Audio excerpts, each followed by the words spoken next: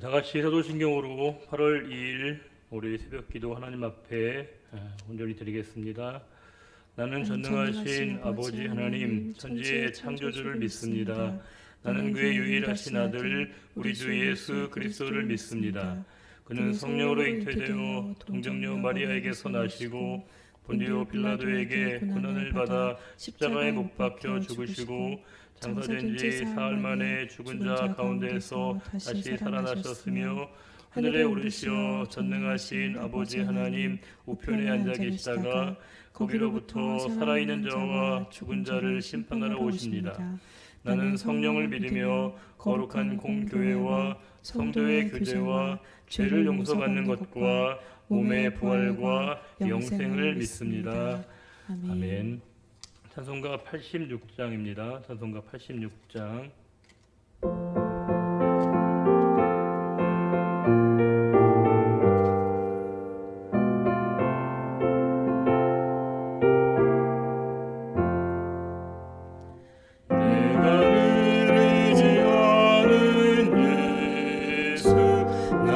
상처 입은 심령을 불쌍하게 여기사 위로하여 주시니 미쁘신 나의 좋은 친구 내가 의지하는 예수 나의 사모하는 친구 나의 기도 응답하여 주시니 미쁘신 나의 좋은 친구 주의 손 의지하고 살 때 나를 해할 자가 없도다 주님 나의 마음을 크게 위로하시니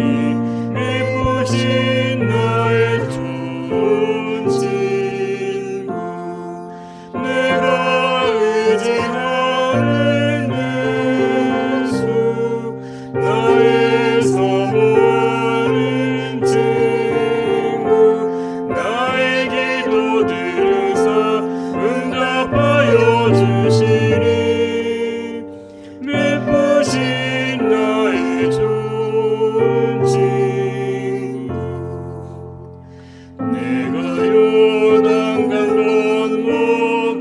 건너가며 두려워서 떨 때도 주가 인도하시니 어찌 두려워하랴 미쁘신 나의 좋은 친구 내가 의지하는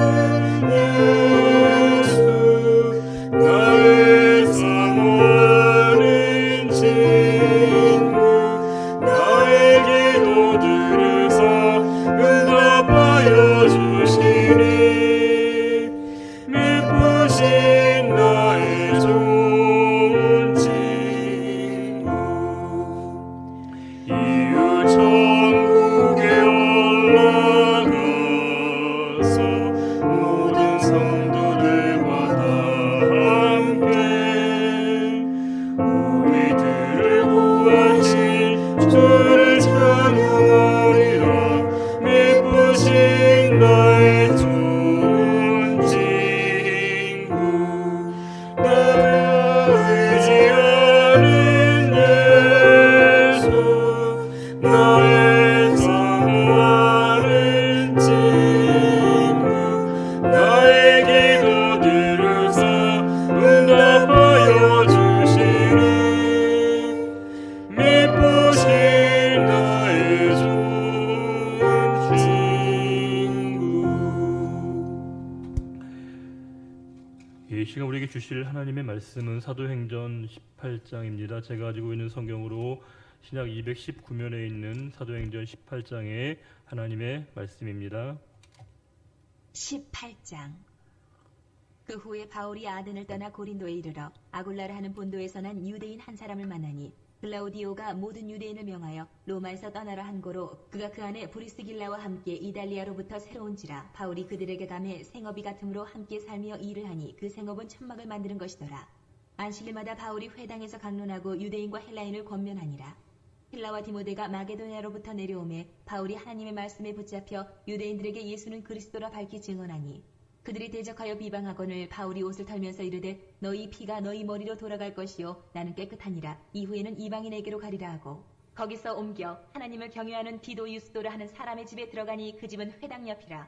또 회당장 그리스보가 온 집안과 더불어 주를 믿으며 수많은 고린도 사람도 듣고 믿어 세례를 받더라. 밤에 주께서 환상 가운데 바울에게 말씀하시되 두려워하지 말며 침묵하지 말고 말하라. 내가 너와 함께 있으며 어떤 사람도 너를 대적하여 해롭게 할 자가 없을 것이니 이는 이 성중에 내 백성이 많음이라 하시더라. 1년 6개월을 머물며 그들 가운데서 하나님의 말씀을 가르치니라. 갈리오가 아가야 총독되었을 때에 유대인이 일제히 일어나 바울을 대적하여 법정으로 데리고 가서 말하되 이 사람이 율법을 어기면서 하나님을 경외하라고 사람들을 권한다 하거늘 바울이 입을 열고자 할 때에 갈리오가 유대인들에게 이르되 너희 유대인들아 만일 이것이 무슨 부정한 일이나 불량한 행동이었으면 내가 너희 말을 들어주는 것이 옳거니와 만일 문제가 언어와 명칭과 너희 법에 관한 것이면 너희가 스스로 처리하라. 나는 이러한 일에 재판장이 되기를 원하지 아니하노라 하고 그들을 법정에서 쫓아내니 모든 사람이 회당장 소스데네를 잡아 법정 앞에서 때리되 갈리오가 이 일을 상관하지 아니하니라. 바울은 더 여러 날 머물다가 형제들과 작별하고 배 타고 수리아로 떠나갈새 브리스길라와 아굴라도 함께하더라. 바울이 일찍이 서원이 있었으므로 갱그레아에서 머리를 깎았더라. 에베소에 와서 그들을 거기 머물게 하고 자기는 회당에 들어가서 유대인들과 변론하니 여러 사람이 더 오래 있기를 청하되 허락하지 아니하고 작별하에 이르되 만일 하나님의 뜻이면 너희에게 돌아오리라 하고 배를 타고 에베소를 떠나 가이사랴에 상륙하여 올라가 교회의 안부를 물은 후에 안디옥으로 내려가서 얼마 있다가 떠나 갈라디아와 부르기아 땅을 차례로 다니며 모든 제자를 굳건하게 하니라. 알렉산드리아에서 난 아볼라라 하는 유대인이 에베소에 이르니 이 사람은 언변이 좋고 성경에 능통한 자라. 그가 일찍이 주의 도를 배워 열심으로 예수에 관한 것을 자세히 말하며 가르치나 요한의 세례만 알 따름이라. 그가 회당에서 담대히 말하기 시작하거늘 브리스길라와 아굴라가 듣고 데려다가 하나님의 도를 더 정확하게 풀어 이르더라. 아볼라가 아가야로 건너가고자 하므로 형제들이 그를 격려하며 제자들에게 편지를 써 영접하라 하였더니 그가 감의 은혜로 말미암아 믿은 자들에게 많은 유익을 주니 이는 성경으로서 예수는 그리스도라고 증언하여 공중 앞에서 힘있게 유대인의 말을 이기미러라. 예, 오늘 말씀은 이제 어제 지난주에 보았던 그 17장 말씀에 이어서 사도 바울이 이제 아덴을 떠나서 이제 고린도로 사역지를 옮기게 됩니다. 아레오바고 설교를 통해서 소수이지만 회심자들을 얻은 이후에 이제 그가 고린도로 이제 옮기게 됩니다. 고린도는 사실 굉장히 중요한 도시이기도 하고 특별히 이제 당시 약 75만 명 정도가 거주하는 거대 도시 메트로폴리탄이었고 또 그곳에 이제 1,000명이 넘는 템플 프로스티튜트 신전 창기가 있을 정도로 윤리적으로 도덕적으로 상당히 문제가 많은 그런 도시였습니다. 그럼에도 불구하고 사도 바울이 이런 거점 도시에서 복음을 증거하려고 했던 이유는 아마 그 대도시에 많은 사람들이 집중되어 있기 때문에 그것이 보다도 복음을 증거하는데 효과적이라고 그가 판단했기 때문에 특별히 대도시 중심으로 그가 이렇게 사역을 이어가고 있습니다. 이제 그가 고린도에 이르러서 두 명의 중요한 사람들을 만나게 됩니다. 2절에 아굴라와 또 브리스길라라고 하는 부부입니다. 그들은 공교롭게도 직업이 같았습니다. 텐트 메이커, 천막을 치는 사람들이었는데 3절에 생업이 같음으로 함께 살며 일을 했다 되어 있는데 미완료로 되어 있습니다. 한 번만 일을 한 것이 아니라 천막을 만드는 그 일을 바울과 또 브리스길라와 아굴라가 함께 계속 해갔다는 겁니다. 그들의 이제 주된 생업의 수단이었다는 겁니다. 그렇지만 역시 바울의 본업은 4절에 안식일마다 바울이 회당에서 강론하고 유대인과 헬라인을 권면하니라. 여기에서도 역시 강론하다는 말과 권면하다는 말이 미완료되어 있습니다. 바울이 일시적으로 말씀을 강론한 것이 아니라 언제나 그 말씀을 전하는 그 사역을 바울이 가장 중요한 사역의 본질로 본본으로 그가 받아들였다는 것을 알 수 있습니다. 5절에 이제 학수고대하던 실라와 디모데가 합류하게 됩니다. 실라와 디모데가 이제 마게도냐로부터 내려오매 바울이 하나님의 말씀에 붙잡혔다고 되어 있습니다. 참 우리가 의미 있게 숙고해야 될 말씀이죠. 바울의 삶, 바울의 생애, 바울의 모든 사역은 하나님의 말씀에 붙잡힌 바 되었다는 겁니다. 우리가 찬송을 하고 기도를 하고 말씀을 읽다 보면 우리가 이제 말씀을 묵상하고 기도하다 보면 우리가 그 말씀을 붙잡아야 된다, 기도를 붙잡아야 된다, 찬양을 붙잡아야 된다, 그런 말씀들을 표현들을 우리가 많이 하지 않습니까? 그렇죠. 어떤 찬양의 가사, 기도, 또 말씀이 우리가 그 말씀을 붙잡고 오늘 하루도 살아가야 된다는 그런 고백과 다짐을 많이 듣게 되는데, 실제로는 우리가 기도가 우리를 붙잡게 되는 것이고 그 찬양이 우리의 삶을 붙잡아 주는 것이고, 여기에서도 하나님의 말씀이 바울을 붙들고 계셨다는 걸 알 수 있습니다. 그 하나님의 말씀이 주체가 돼서 우리의 삶을 붙들어 주실 때만이 우리의 삶이 흔들리지 않고 하나님이 원하시는 그 길로 바로 나아갈 수 있다는 분명한 사실입니다. 아무리 많은 사람들의 조롱과 또 경멸과 능욕이 있다 할지라도 바울이 거기에서 흔들리지 않았던 가장 중요한 이유, 그러니까 하나님의 말씀에 붙잡힌 바 된 사람이었다는 겁니다. 성도의 삶을, 성도를 무엇이라고 규정할 수 있을까라고 할 때 여러 가지가 가능하겠지만 또 하나, 하나님의 말씀에 붙잡힌 바 된 사람들이라고 우리 자신을 규정할 수 있을 것입니다. 8절에 이제 회당장 그리스도와 온 식구가 구원을 받고 주님께로 돌아오게 되어지는 감격적인 사건을 소개해주고 있습니다. 그때 이제 9절 보시게 되면 밤에 아마 바울이 잠을 못 이뤘던 것 같습니다. 자신의 삶을 반추하면서 그 모든 상황들 가운데, 그렇잖아요, 계속적으로 유대인들이 바울을 죽이려고 하고 또 그를 이제 해코지 하려고 하는 그 상황을 접하면서 사실 누구나 다 마음이 좀 어려워지는 순간이 있게 마련인 것이고요, 심적으로 침체되게 마련입니다. 그때 이제 9절과 10절에 이렇게 주님이 말씀하십니다. 두려워하지 말며 침묵하지 말고 말하라. 내가 너와 함께 있음에 어떤 사람도 너를 대적하여 해롭게 할 자가 없을 것이니 이는 이 성중에 내 백성이 많음이라. 주님의 말씀입니다. 주님의 위로이시죠. 성도는 주님의 위로가 반드시 필요합니다. 목회자인 저도 마찬가지입니다. 성도님들의 격려와 지지와 위로도 큰 힘이 되긴 하지만 역시 목회를 할 수 있는 가장 큰 힘은 주님의 위로입니다. 개인적으로 주시는 주님의 위로. 특별히 우리가 이 새벽의 시간이 소중한 이유는 가장 침묵의 자리, 가장 고요한 자리에 우리에게 말씀하시는 그분의 위로의 말씀을 들을 수 있을 때 그 말씀이 다시금 우리를 우리의 삶의 자리로 세워가는 그 놀라운 특별한 체험과 경험이 우리의 삶에 필요하다는 것이고, 바울 역시도 주님의 특별하신 간섭하심을 통해서 그가 위로를 받고 새 힘을 얻었다는 것을 알 수 있습니다. 이 시간은 주님의 위로의 시간입니다. 주님이 우리의 영혼을 만져주시는 시간인 것이고, 주님의 특별한 위로를 받을 때 우리가 다시금 눌려있고 답답했던 우리의 영혼이 새로운 영적 활로를 경험하게 되는 시간이 된다는 것입니다. 12절에 이제 갈리오가 유대 아가야 총독이 되었다는 것인데, 유대인들이 일제히 와서 바울을 이제 재판정으로 끌어갑니다. 그러면서 이제 그 유대인들의 어떤 그 내용이 뭐냐면, 말하는 내용의 핵심은 13절에 이 사람 바울이죠. 바울이 율법을 어기면서 하나님을 경외한다고 사람들을 권한다는 겁니다. 바울의 말은 논리적 모순이 있다라고 하면서 바울을 막 이렇게 공격하는 얘기를 하고 있습니다.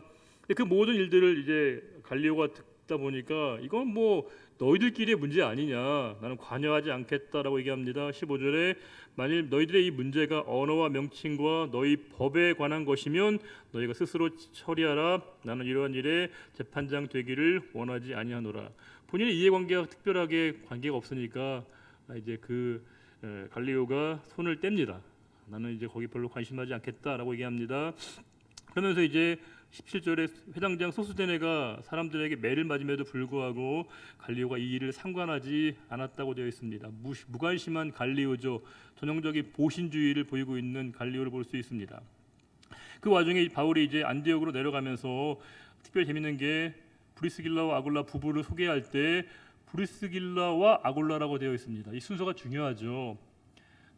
남성 중심 사회에서는 대개 남성이 먼저 앞으로 남편이 기록되어야 됨에도 불구하고 아내인 브리스길라가 먼저 기록되었다고 하는 것은 이 브리스길라의 사역이 얼마나 두드러졌던가를 우리들에게 짐작케 하는 부분입니다.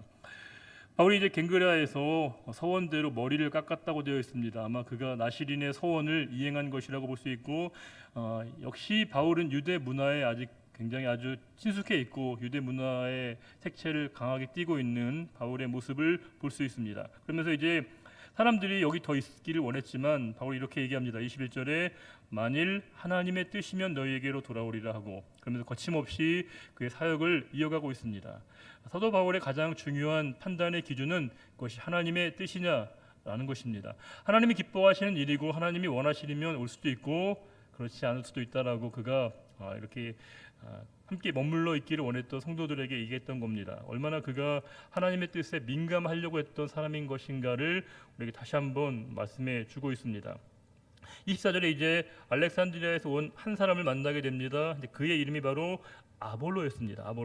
아볼로에 대한 이렇게 평가가 나오는데 언변이 좋고 성경에 능통한 자라고 되어 있습니다. 얼마나 탁월한 준비된 하나님의 사람이었겠습니까? 그런데 그 일찍이 주의 도를 배워 열심으로 예수에 관한 것을 자세히 말하며 가르치나 요한의 세례만 알따름이라. 뭘까요?